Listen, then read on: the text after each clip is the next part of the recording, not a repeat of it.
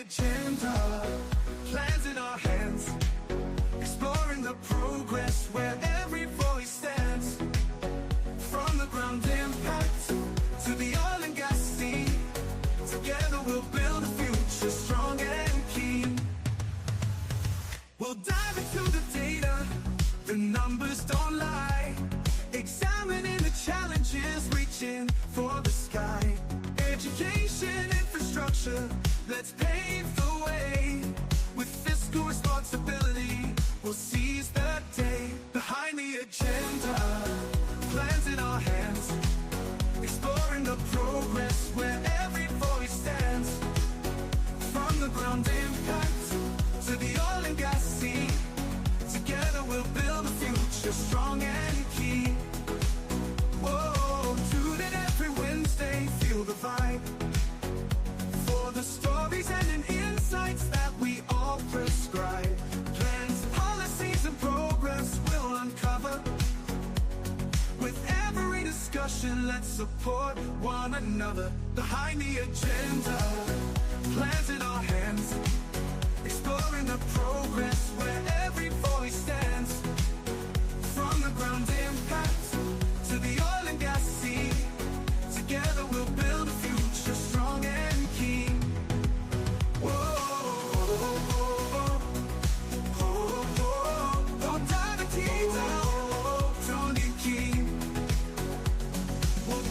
To the data, the numbers don't lie, examining the challenges, reaching for the sky.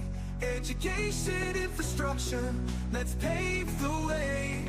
With fiscal responsibility, we'll seize the day. Behind the agenda, plans in our hands, plans in our hands, progress where every voice stands. In the progress, from the ground impact to the oil and gas scene. Together we'll build a future strong and keen. Strong and keen.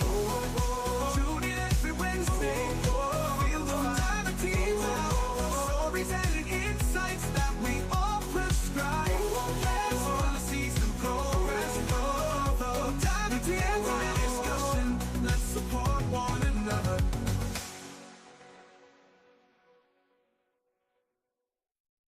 In the heart of our nation, where voices collide, we're breaking down the policies with truth as our guide. With clarity on the mic, bringing light to the fight. Together we're ready, shining bright. Behind the agenda, plans in our hands, exploring the progress where every voice stands. From the ground impact to the oil and gas scene, together we'll build a future strong and keen.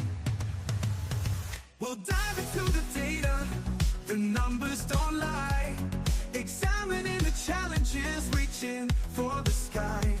Education, infrastructure, let's pave the way. With fiscal responsibility, we'll seize the day. Behind the agenda, plans in our hands, exploring the progress where every voice stands. From the ground impact to the oil and gas scene, together we'll build a future strong and keen. Whoa, tune in every Wednesday, feel the vibe, for the stories and insights that we all prescribe. Plans, policies and programs we'll uncover. With every discussion, let's support one another. Behind the agenda, plans in our hands, exploring the progress where every voice stands. From the ground impact to the oil and gas scene, together we'll build a future strong and keen.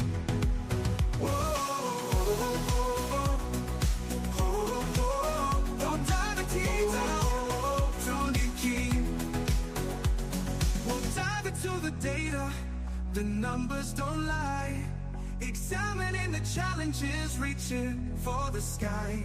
Education, infrastructure, let's pave the way. With fiscal responsibility, we'll seize the day. Behind the agenda, plans in our hands, plans in our hands, progress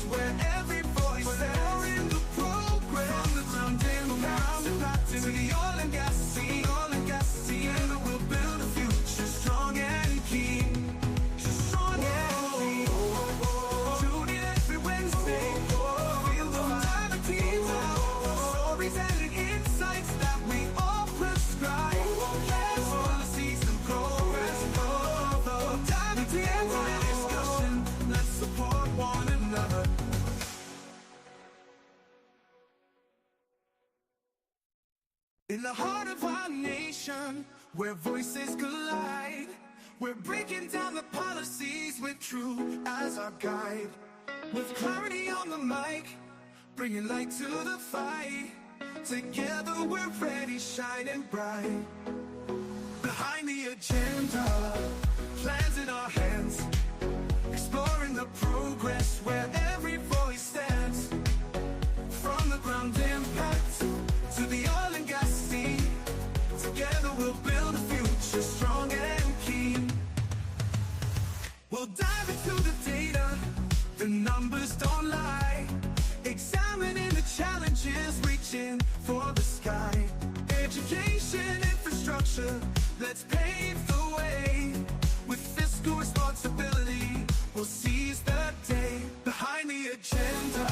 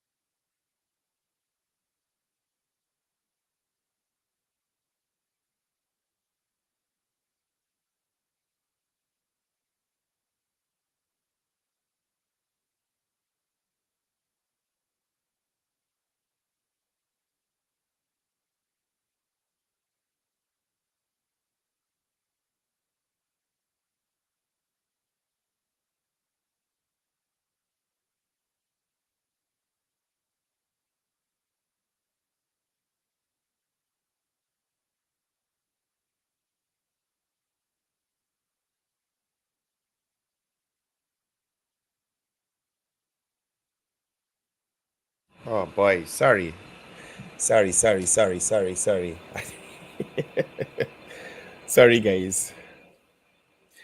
So just let me ensure that you guys hearing me now. My apologies. Joel, just not if you're hearing me. All right. Okay.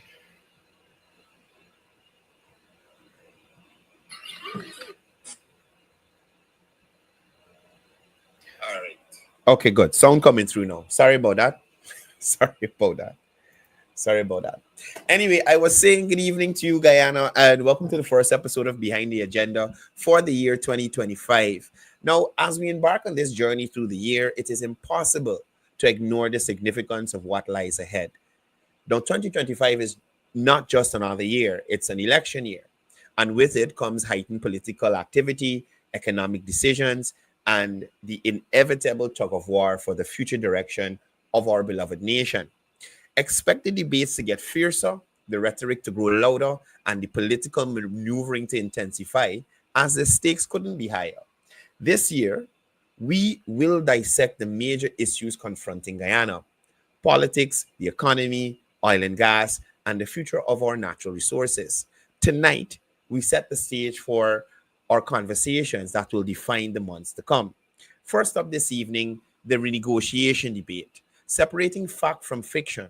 We will dive straight into the heart of the political economy, where the renegotiation regarding the Exxon Mobile's contract continues to spark controversy. Much has been said about the so-called scathing attack by Chris Ram and others has reignited public discourse. But let's peel back the layers. What exactly are they criticizing, and how grounded are their arguments? It is worth noting the perspectives offered by Professor Paul in his recent letter, shedding some light on the intricacies of negotiation. On another front, Nigel Hughes' claims of representing the families of 1,200 Afro-Guyanese men who were victims of extrajudicial killings has resurfaced once again. This issue has raised deep-seated concerns about justice, accountability, and how we reconcile with the past. We'll have Joel's take on Nikel's letter addressing this issue and provide context on where this debate stands today. Now, no discussion about Guyana's future is complete without touching on oil and gas. We've all heard the reports, claims by Kaitro News and Chris Ram that Vice President Barajagdio, during his tenure as opposition leader, was secretly involved in uh, signing away the Exxon Mobile deal. But let's stop for a moment. How does receiving a briefing after a contract is signed equate to being part of the decision making process? It's a stretch. And tonight, we'll address this head on. And then there's the noise about whether the government or President Ali will formally write Exxon about renegotiation. The president has already made it clear. But what does this mean for the broader context of Guyana's relationship with Exxon and, excuse me, and the trajectory of oil production in our nation? As always, behind the agenda is about cutting through the cluster. And this year, we'll confront the tough questions, challenge the misleading narratives, and offer a balanced perspective grounded in fact. And of course, if time permits, we'll dive into other pressing issues that are shaping the nation's landscape. Joining me, as always, is none other than Joel Bagwedin, Guyana's one of Guyana's premier economic analysts. He don't like you to put too much clout on his name, but Joel does know what he's saying. Joel, how you doing? Happy New Year! Really great to be back here with you.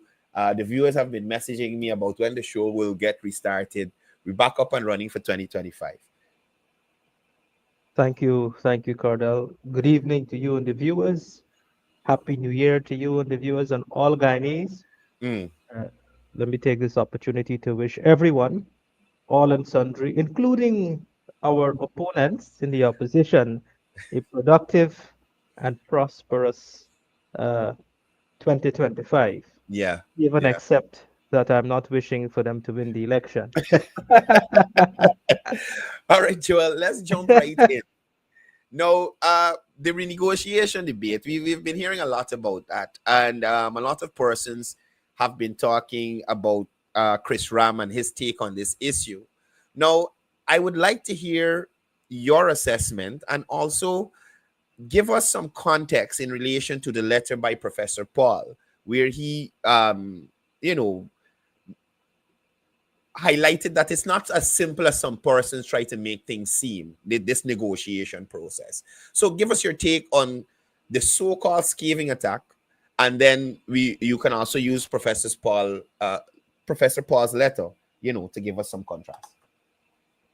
So, if if I may, Cardell, Mm, please permit me. So, given that this is the first episode for the year, and right. in your opening remarks, you've made the very important point that this year is no ordinary year. This year is a very extraordinary year. It is election year, election season. Some social media pundits refer to it as silly season. Uh, that that term may have some contextual relevance Yeah. in terms of describing the season. With that in mind, I would like to make some opening remarks before I get into the question, right? Go ahead. What I want to say at the forefront is I want to give an overview of what we can expect from the opposition in as insofar as the election campaign is concerned and their campaign strategy towards gaining political power. And I thought about this today when I saw the AFC. The AFC responded to Leonard Craig, a letter that Leonard Craig wrote calling out Dr. Vincent Adams. Right. He misconstrued this concept of profit oil.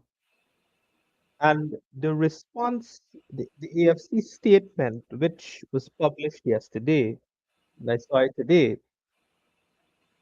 did not deal with the merits of Leonard Craig's argument.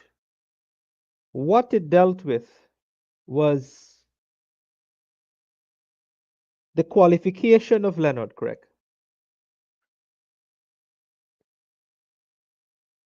Cardell, you there? I think you gone from the screen.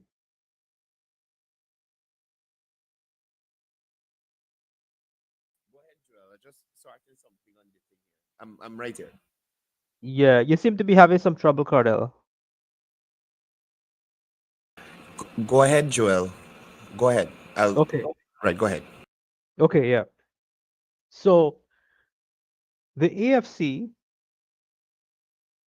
instead of particularly Vincent Adams, instead of addressing the merits or the demerits of Leonard's letter, who is a former AFC member, sought to attack him personally and even question whether he is qualified to speak on the subject, which I found, not surprisingly, but extremely arrogant.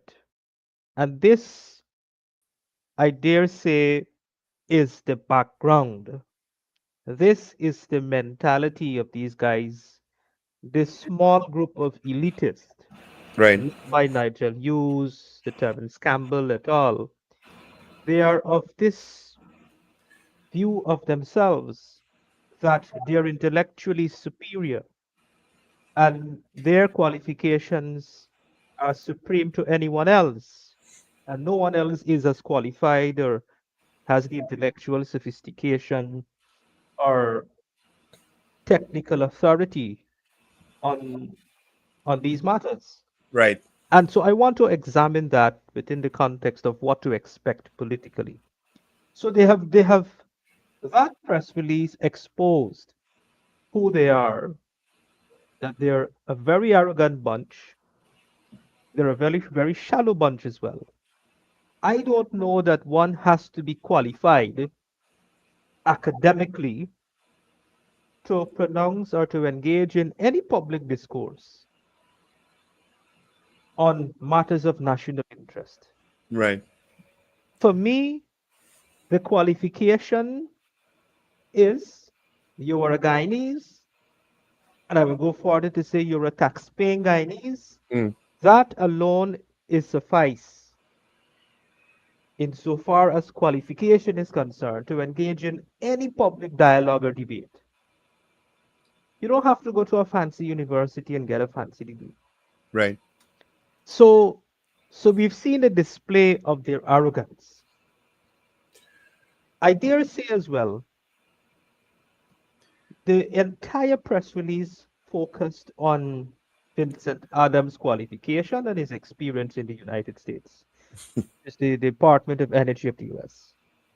Now, qualification is one thing, fancy qualification is one thing. And let me say, I don't have any fancy qualifications like these guys. I didn't go to a fancy university. I didn't get a scholarship, right? I ain't got no fancy qualification. But I have a master's degree. I have before my master's degree studies, I did an advanced diploma in banking and finance. Right. When I applied for my master's degree, at that time, I held a senior position after uh, accumulating nearly 10 years of experience and operating at a senior level in a financial institution. And so I was able to enter into my master's program, an Right. accredited and credible master's program, as a mature student because I didn't have the privileges and the financial resources and the luxury to go full time to university and so on. I had to work, earn, save, take loan. Fortunately, I worked with a financial institution and got an interest free loan to finance my studies. And so that's how I qualified myself. I didn't have the resources to go to Harvard or to go to Yale or go to Oxford or Cambridge, and I don't have a PhD, and I don't think I want a PhD when I see what these guys who hold PhD what they do, right? Yeah. Now, so I say that to say, don't come for me with qualification. I'm telling you up front, I ain't got qualification, but I'm not as qualified as you are, right? But let us examine their track record of accomplishments. Let's take Vincent Adams. The whole 90% of the press release focused on Vincent Adams' qualification and experience. And they trump up because he was working with the US government, the Department of Energy. Now, today I was looking at the Department of Energy and I was looking at verify whether the things that they say about him, his accolades, right, whether it's true, right? Right, right. And it appears to be true, Mhm. but somewhat embellished. And Wow. someone Okay. else who there is someone else who I know embellished their qualification to the point where I got him to admit at one point, a guy named Elson Lowe. We're not talking about he tonight. That's just a by the way comment. Now, if you could allow me, let me see something. Can I share? Would I be able to share something? You'd have this well, a video. Hold on. No. It's the organizational chart. Hold on. Let's do something. Let's do something Send because I it. don't Send it want. to me on WhatsApp. Yeah, sending this thing to you now. So this is the organizational chart of the U.S. Department of Energy. See if you could pull it up. Yeah, hold on. It's PDF, so I could pull it up right away. Just a Yeah. second. Um.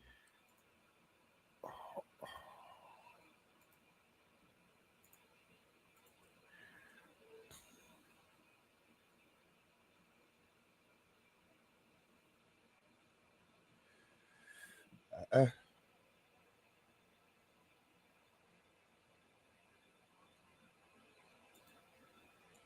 but okay, good. There we go. You get it? Yeah. Now I want the viewers to see. Now before you pull that up, let's send in you. You could pull up this on your screen. Now this is the link to the U.S. Department of Energy website, where they wrote a nice article when Vincent Adams retired in 2016. Right. So you could just pull it up for the viewers to see the article. Sure. And One this is second. coming from the U.S. Department of Energy. Uh huh. Now, Vincent Adams, to his credit, he seems to have had a very successful career in the US at the US Department of Energy. But if you read the article, he retired after 30 years.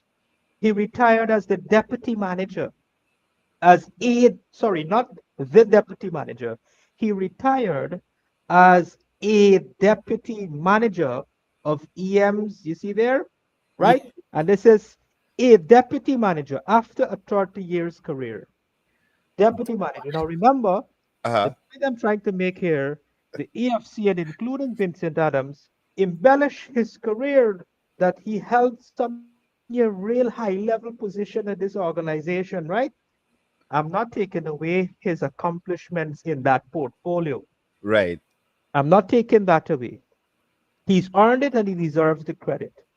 But this article confirms the position he held was Right. a deputy manager. He retired as a deputy manager. The way he sells himself in Guyana and his political colleagues sells himself, you would think this man was the head or the deputy, the second in charge for this organization. Now pull up the organizational chart. And this I download from the same website. Now you see this organizational chart? Yeah. The structure of this organization, which is the Department of Energy, the US Department of Energy. You see the structure at the top, you have a board, the boards and council. Then you have the office of the secretary. In the office of, this is the very top, the board of council, office of the secretary. Right. Then you have the deputy secretary. Now you look at all those boxes and you tell me where is the deputy manager. That's what I'm currently looking for. I'm trying to see how far down the ladder he is. I ain't even seen it. That's what I'm looking. Jesus. Look. So Boy. you see, Mm. these these guys embellish,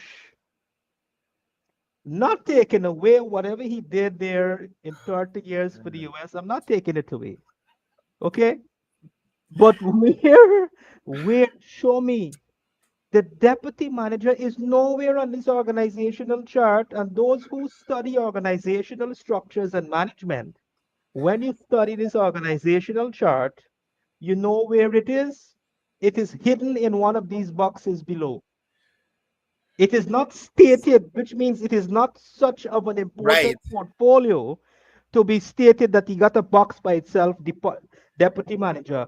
In one of this department, one of these boxes below the all the different levels of senior of senior levels of senior functionaries, right?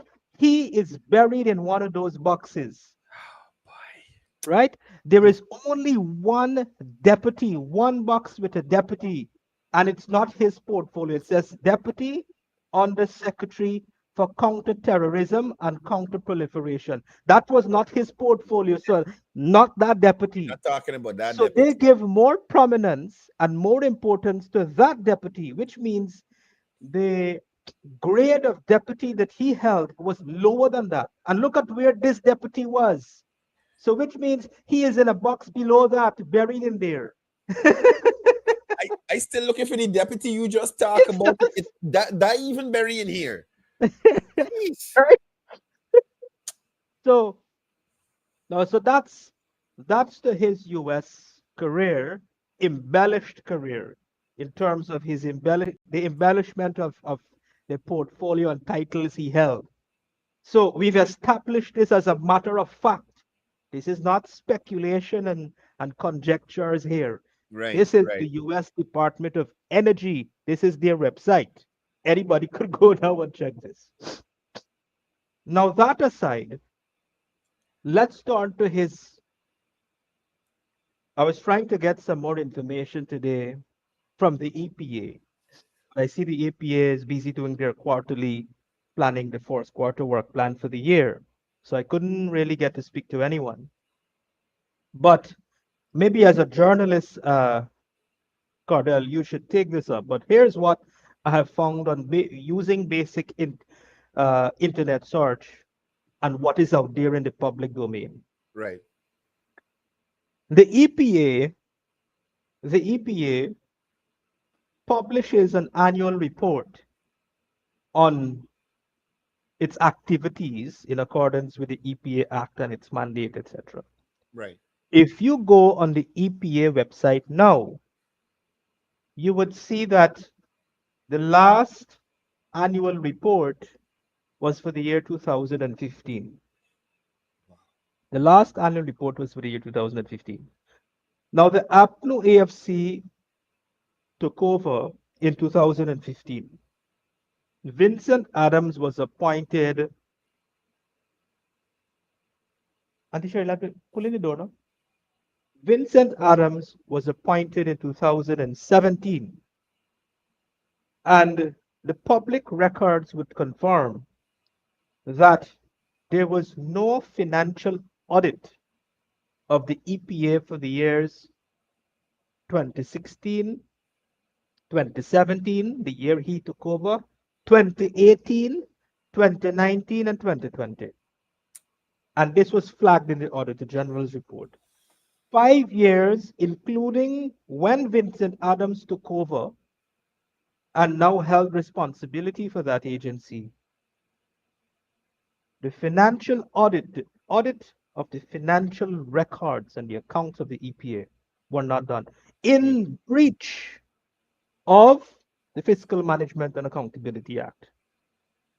This is these guys' track record. Forget about fancy qualification. Let's look at their track record. No financial accountability, no audit. In fairness to the current head, he was appointed in 2021, and he under this government, this current head, under this PPP government, had to get those audits done. The ones for all those years, including Vincent Adam here, Mm. he had to get those audits done. So I could understand why in 2024, no annual report has been published under this current administration because they inherited an organization that they had to go and clean up.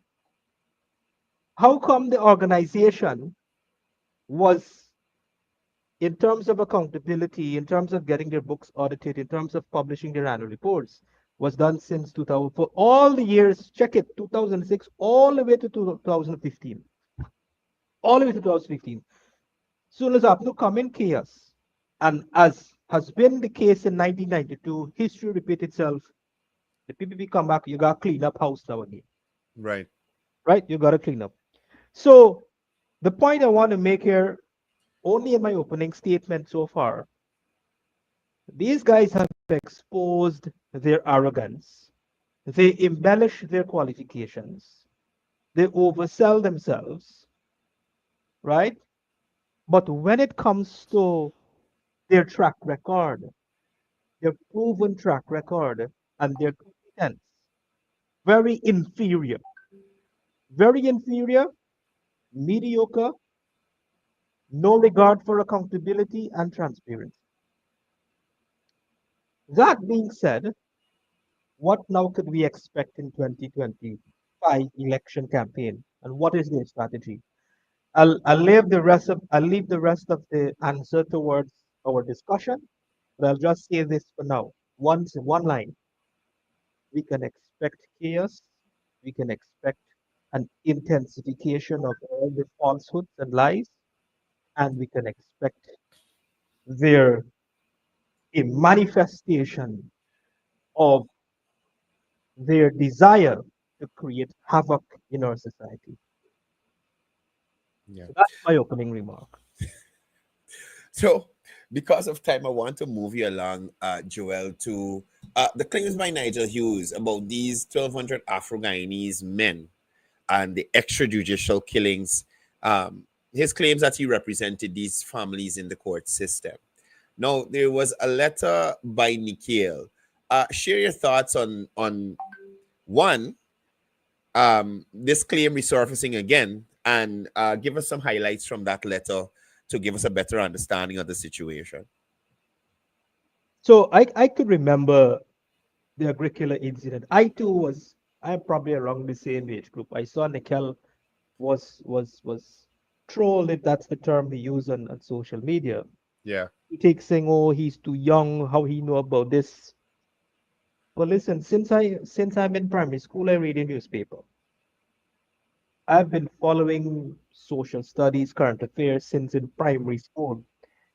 Primary school, you're talking about the age of 11 when you're in common entrance class in my days, right? 10 or 11, you write common entrance, somewhere around then. Mm. You got to read, and we had some teachers back then, strict teachers, you got to read the news and follow current affairs. Every day you got to read newspaper. So I've always, since then, in my school life, from my primary school life into my secondary school life, been in tune. I may not understand the gravity of some of those issues back then, but as a student, growing up in your teens, going to high school, studying these issues, you have some basic understanding of what's happening. And now you're Right. able to put it in better perspective as an adult, and also who is deeply entrenched in these matters, studying them, analyzing them, and etc. When I read the letter that he wrote, it was a very well written, well researched letter. And as I saw today surfaced on Facebook, that it doesn't matter what age group you belong to, these facts are there on the internet. Anybody can do a research and find them, regardless if you're a 10-year-old or a 15-year-old or a 50-year-old. It's there. So it was well researched and factual. So that's the first thing I would say about Nikhil's letter. And what was interesting, what he said in the letter, I saw it was confirmed today in what I saw on Facebook today, where Nigel Hughes, 12 years ago, predicted. He said they said it boldly that listen, if the minister at that time don't resign, then this is going to happen, and it did Right. happen. Yeah. And this is what I meant in my statement earlier that Nigel Hughes has plans to replay what he did in a bigger way. I'm talking about violence. I'm talking about mayhem. I'm talking about that's what I'm referring to. He will, by the grace of God, we don't want him to succeed in doing it, and we hope he don't succeed in doing it, but he will attempt those same strategy. And this time there is a lot more at stake.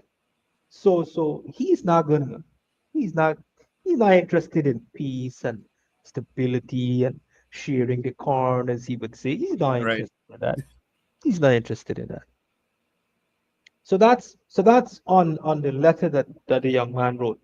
Very factual, very factual. No, no, moving on.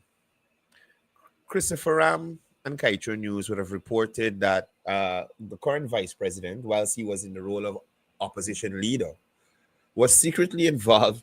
And I find this laughable. Every time I read it, I start to chuckle. Was secretly involved in the signing away the Exxon deal. Yet, Raphael Trotman wrote in his book that the opposition leader was briefed after the contract was signed. Now, how does this brief equate to the participation in the decision making process? And I might ask you to, is there any possible way that you could see that would allow these people to think that that is participation? Telling you, so me telling you, Joel, that I would have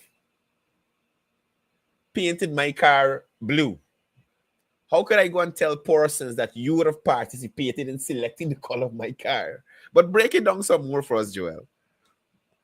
It's easy to break down, Cordell. Now you are not married as yet, Right, but you have parents, your mom and dad.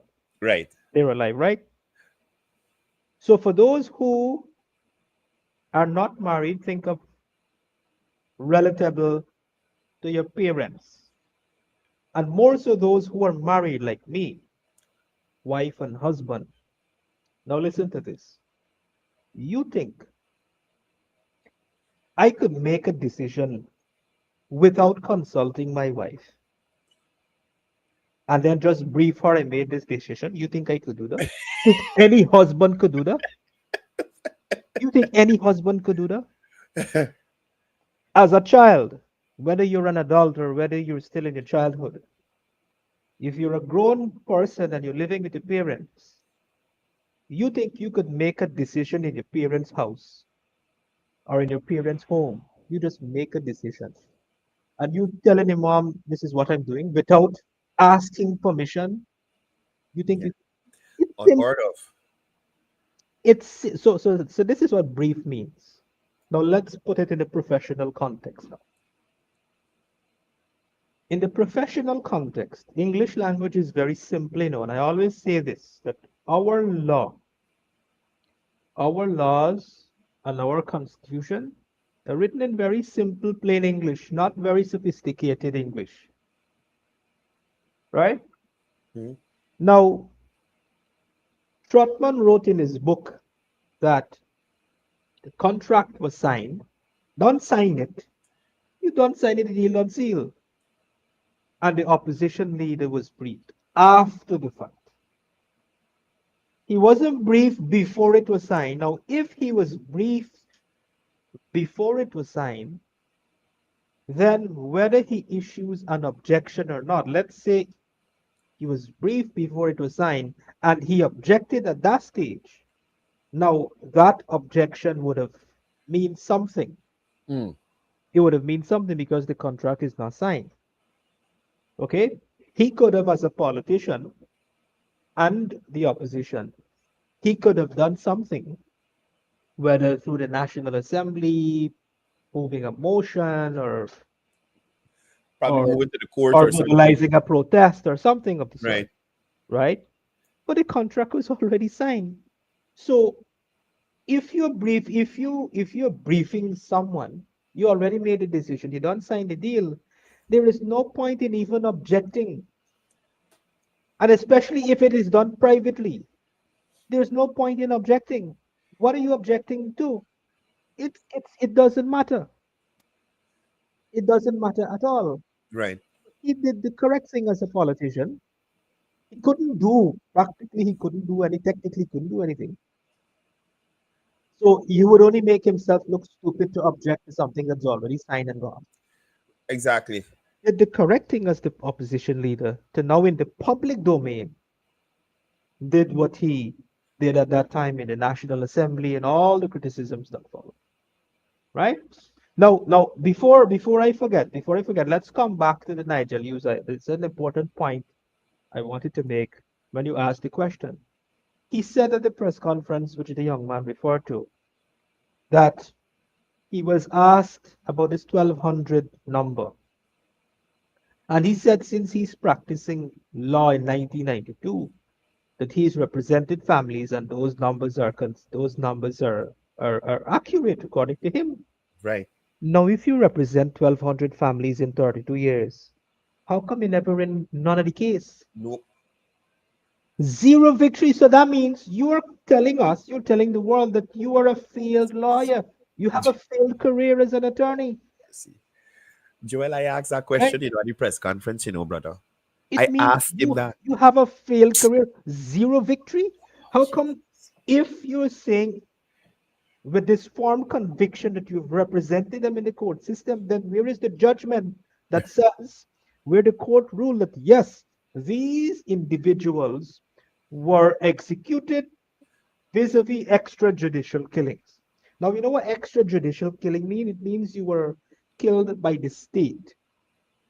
That's what extrajudicial killing. You were killed by the state.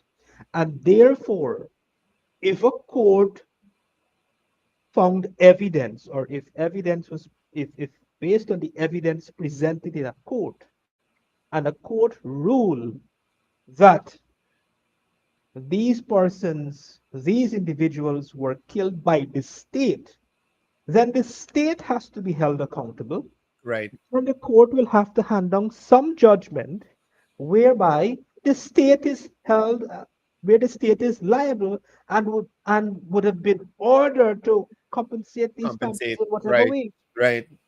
Right. You don't have to be a lawyer to come up with that conclusion. It's logical. No evidence presented to It's like support no, their he claims. represent 1,200 people and he know in none of the case. Then Not one. in 32 years, you're a failed lawyer. You have a failed career. Joel, um, now there has also been a lot of talk about the government or the president formally writing Exxon on the renegotiation. Right? The president has said he has no intention of writing Exxon. Could you share your thoughts on this and put it into perspective for the viewers? Again, it comes back to the incompetence of the opposition. They can't find anything substantive, anything meaningful. They don't have any policy. They have no policy position of their own. They have no plan, no strategy,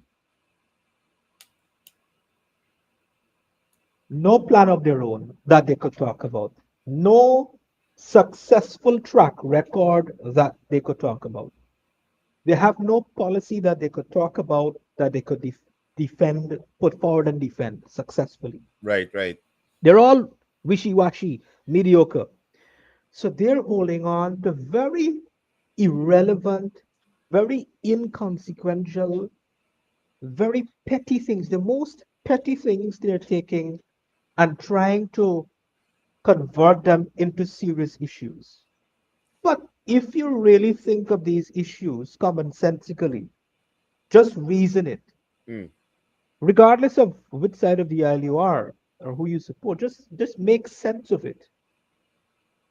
Why would I write?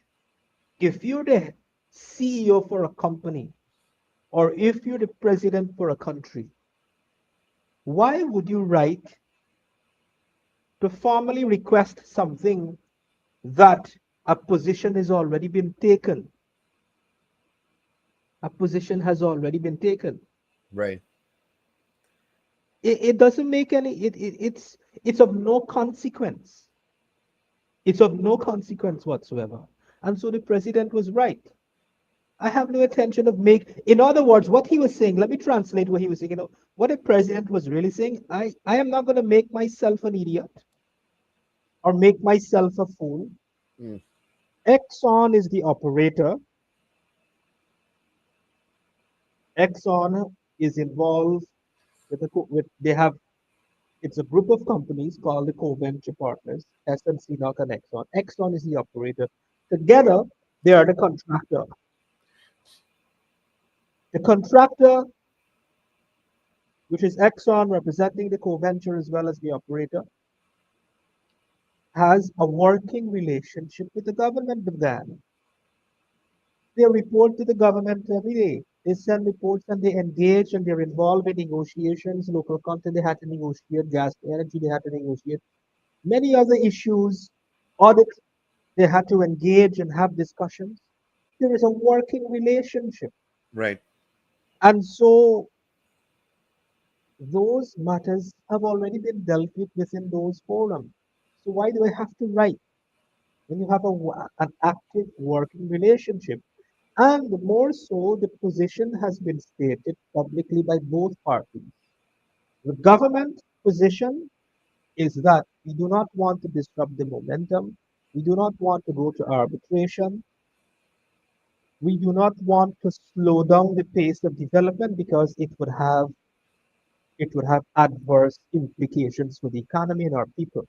And so that is the reasoning on the part of the government side that they would respect the sanctity of contract. On the contractor side, they've already made the investment commitment and investment decision on the basis of the 2016 agreement. Right. By the time the government changed, they already started production, which made it technically more difficult because you move into production.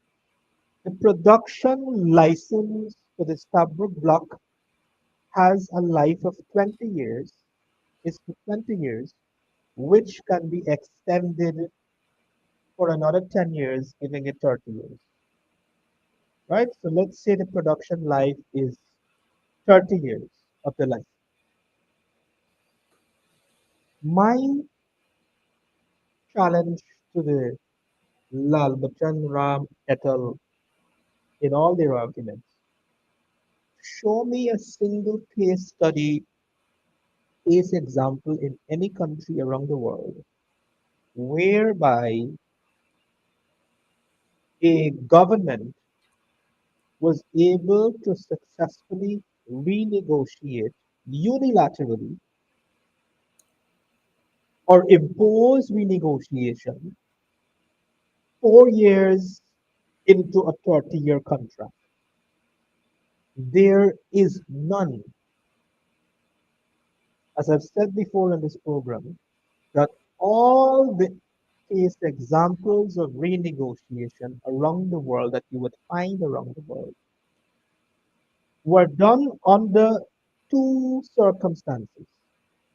One, it was done before an investment decision was made, whereby you have a change of government in one case. Right. No investment decision was made, and so everything was up for renegotiation. So no investment decision, no production, but you have the commercial find, the commercial discovery. So that's the first instance. In the second instance where you had renegotiation was when the contracts were coming up for coming to an end, close to the expiration, after 30 years or 20 years, whatever was the production, uh, the lifespan of those production licenses. Those Right. are situation. There is no case that you would find 4 years into a 30 years agreement that the terms were renegotiated. Yeah. No, no, And then Joel. save and accept the case of Venezuela, which is the road that Ram et al. And everybody else want to go down the critique. Right. The No, example of Venezuela, where they did exactly that, and what happened to Venezuela? Well, I got perfect example right next door. Now, I wanted to ask you to comment on something. Now, Vincent Adams often talks about this 1992 contract. My understanding is that contract was an exploration contract. There was no oil find. We didn't know what type of oil, the the the the, the quantity that was there, nothing at all. And then the 2016 agreement that was signed when we knew what type of oil, the amount, and that it would be something that the world would need. Is there a difference between an exploration contract and a production contract? And let's say you had an exploration contract. Now that you found oil and you're establishing a production contract, in your view, would you make the same arrangements that you made in the exploration contract now that you know what you have? So, what is it that he? What's the point of his So he argument? says And he says that the 2016 agreement is not the APNU's agreement. It was an agreement from since 1992, which was he, under Janet Jagan when they had 92? No, 99, 1999. 99. Sorry, 99. When Okay. they had the exploration and nothing was found. It's the same format that was used then. They used, and I think they added the 2% or something as the big change. Yeah, Now yeah, yeah. I'm trying Remember to we find. talk about that. Remember we talk about that. Remember I talk about on this same program. So let me. So you have you have the law which governs the petroleum activities. So in the petroleum sector, you have three different levels of activities. Mm, First, there is exploration. Then, after a commercial find, you move to development. And when you move to you're developing now to go into production. So exploration, development, production, right? So those are different uh, phases or stages in the whole business of developing our crude and producing crude, finding it, searching for it, finding it, developing it, producing it. right, So, and they're all the different levels of activities are governed by the petroleum law. So you had the petroleum law, the old and now repealed petroleum law of 1986, sometime around then in the 80s. The new Petroleum Activities Act has repealed that old law. right, Okay? So under the law, under the petroleum law, the government issues firstly an exploration license. That is to explore for oil. And when you find it, then you come back now for a production license. So it's two different things, but both are governed by the same law. right, Okay? Now he is correct in the sense that the 2016 agreement was essentially the same terms, fiscal terms that were already established under the 1999 under the old law, first of all, and under the 1999 exploration license. Now, if I'm going to explore, so let me explain this part a little bit better. If you're going to explore for this resource, you want to know what would be the fiscal terms. So the fiscal terms were let's say pre-established, and those fiscal terms were the basis upon which the exploration decision was made by right, the companies to take their invest to take on the risk and put in their money and invest their capital in the exploration to find the resource. If they meant find nothing, well, all that investment gone, sunk cost. So that is what he was referring to. But it's a very, very lame, unintelligible. It's a very unintelligible, unsophisticated defense because it now comes to the art of negotiation, the rules of negotiation. And negotiation, the art of negotiation has to do with the balance of power dynamics, the balance of power dynamics, and what do you have to leverage. right, Now, in 1999 and all the times before then, when you had many exploration attempts and activities by other companies dating way back in the 80s and 70s. None was successful. So we never was able to confirm as a country, we were never able to confirm as a country whether the resources are there, whether it's proven and in what quantity. So when you come 1999 to get an exploration license. 2015, you discovered that we have 3 billion barrels of proven oil. We have one of the best quality of the crude. You can just change instead of one, you take two, and you celebrate that. I just wanted you to explain it again so people could understand, sir. I want that's what I wanted. No, I want to jump on another thing. Can we run out of time? What are your thoughts on there has been a recent cry for the confirmation of the Chancellor and the Chief Justice. The president has said he's going to follow the constitutional process. But where do you see, or what do you think motivates an opposition party who has just left government as the last administration and failing to enact these things they are now shouting about and protesting about? That's the art of politics. That's the art of politics, right? I didn't do it when I was in government, but listen, don't scrutinize when I was in government. I'm here to scrutinize you now. Right. Remember what I told you?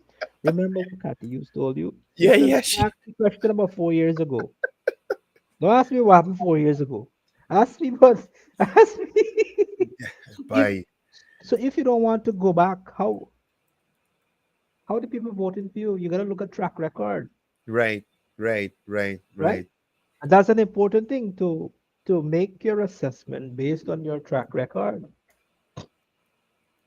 And if you have made mistakes in the past, first of all, you have to admit that you've made a mistake. And then you have to demonstrate that you've learned from that mistake and you've corrected it. The PPP did this.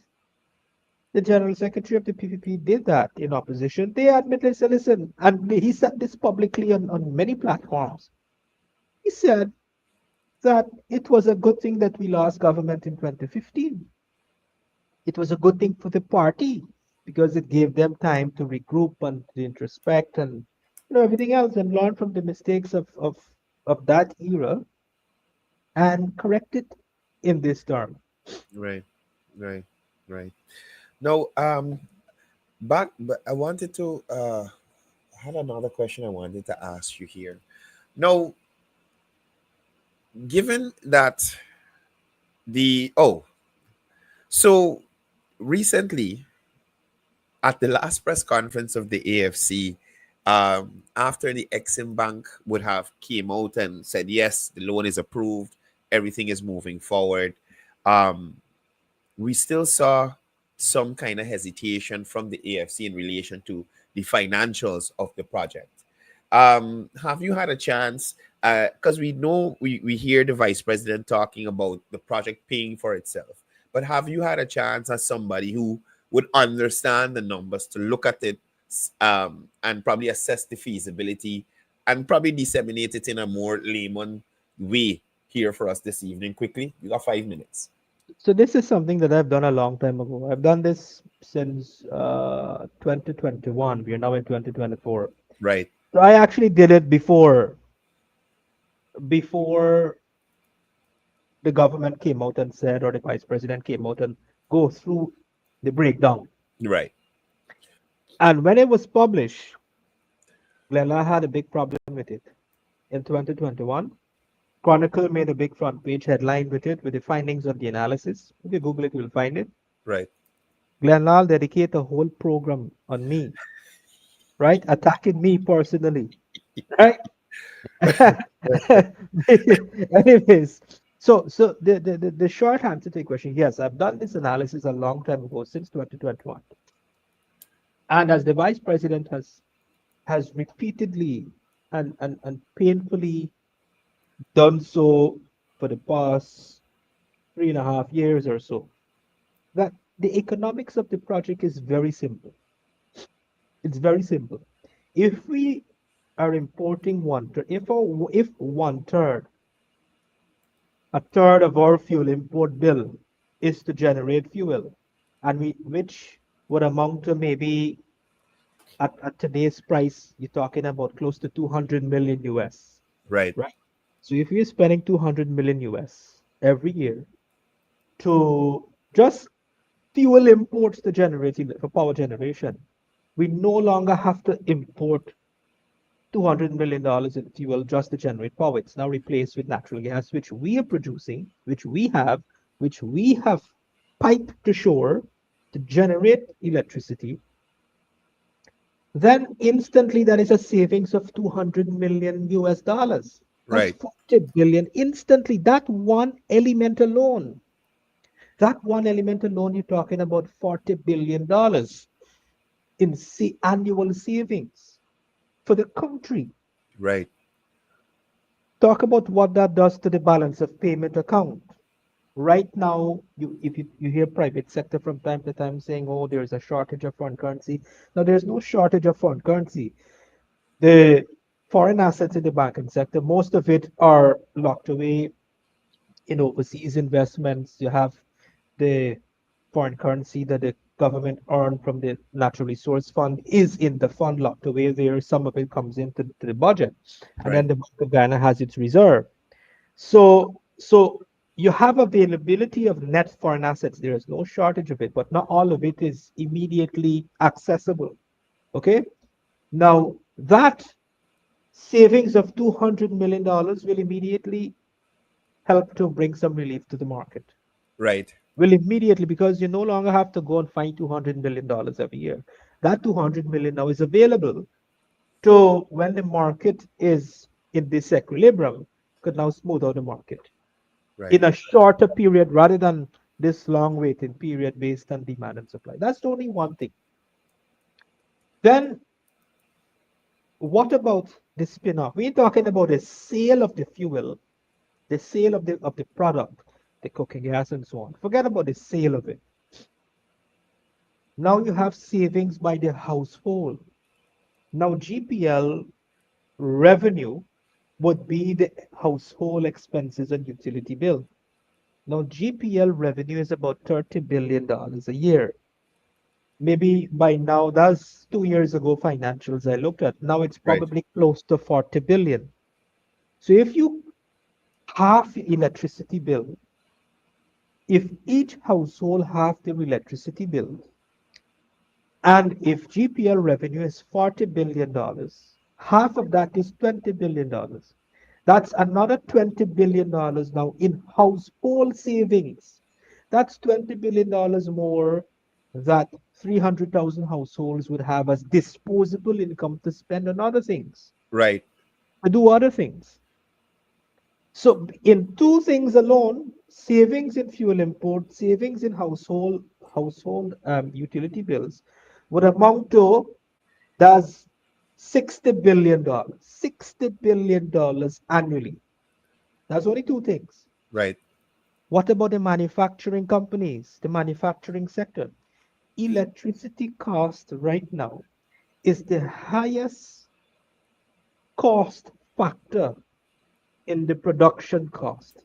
Electricity cost as one of the elements in their production cost accounts for about 30 to 40% of production cost. Again, you're talking about billions of dollars, the manufacturing sector. So Right. the manufacturing sector would be able to save maybe north of another $20 billion on an aggregate level, north of another 100 million US.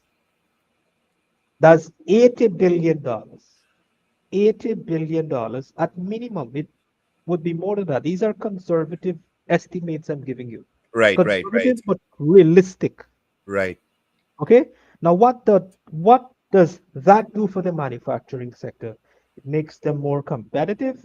They're able to bring down their cost.